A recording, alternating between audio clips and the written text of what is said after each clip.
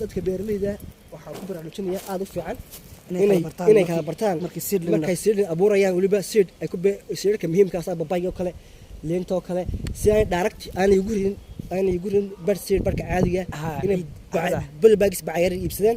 seedkiisi uu anfaco yagana sax marka salahan annaga bacahan diyaarnay saddexda ciidood baa isku daray وكلي مدان وحواي توادقدي ما يوكي أما ده حوالها سحردودي كان وعيد يدني استعدي عيد عدد وكلي يقوليها لو قلت سي يقول لك سي هي كاسنا وعيد عصيده نفقه سنه عادي بارح هذا ما كان محل سنه مدان محي فائده كل هذا مدان لا استعماله مدان waxay faa'iido ku leedahay biyaha sidaysa midka beer boos gaar ah mid istaqabata tan adi waxa lagu talagalay inay biyaha sidayso sirkiisa biyaha sidayso ay qabanin digada waa nafaqa lagu talagalay tan inay biyaha yar qabato oo aanay biyo dhaafin sirki biyo ku hakadaan si uu u dhaqmo marka heeshika duuma isku dara kaasa lagu yareysiyaa sirka aanay biyaha ugu dhajin wala yareysiyaa xogaa lagu dara